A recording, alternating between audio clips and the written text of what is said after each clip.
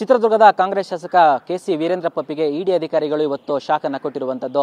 ಚಿತ್ರದುರ್ಗ, ಚಳ್ಳಕೆರೆ ಮತ್ತು ಬೆಂಗಳೂರಿನ 17 ಕಡೆ ಇಡಿ ಅಧಿಕಾರಿಗಳು ಚಿತ್ರದುರ್ಗದ ಎಂಎಲ್ಎ ಆಗಿರುವಂತಹ ವೀರೇಂದ್ರ ಪಪ್ಪಿ ಅವರಿಗೆ ಸೇರಿದಂತಹ ಕಚೇರಿಗಳು ಮತ್ತು ಮನೆಗಳು, ಫ್ಲಾಟ್ಗಳ ಮೇಲೆ ಬೆಳ್ಳಂಬೆಳಿಗ್ಗೆ ದಾಳಿಯನ್ನು ನಡೆಸಿ ಪರಿಶೀಲನೆ ನಡೆಸ್ತಾ ಇರುವಂಥದ್ದು. ಸದ್ಯಕ್ಕೆ ನಾನಿರುವಂಥದ್ದು ಬೆಂಗಳೂರಿನ ವಸಂತನಗರದಲ್ಲಿರುವಂತಹ ಖಾಸಗಿ ಅಪಾರ್ಟ್ಮೆಂಟ್ನ ಬಳಿ. ಈ ಒಂದು ಖಾಸಗಿ ಅಪಾರ್ಟ್ಮೆಂಟ್ನಲ್ಲಿ ಒಂದು ಫ್ಲಾಟನ್ನು ಹೊಂದಿರುವಂತಹ ಶಾಸಕ ವೀರೇಂದ್ರ ಪಪ್ಪಿ ಅವರು ಸೇರಿದಂತಹ ಫ್ಲಾಟ್ನಲ್ಲಿ ಬೆಳಗ್ಗೆ 5:30ಕ್ಕೆ ಇಡಿ ಅಧಿಕಾರಿಗಳು ದಾಳಿಯನ್ನು ನಡೆಸಿ ಪರಿಶೀಲನೆಯನ್ನು ನಡೆಸ್ತಾ ಇದ್ದಾರೆ.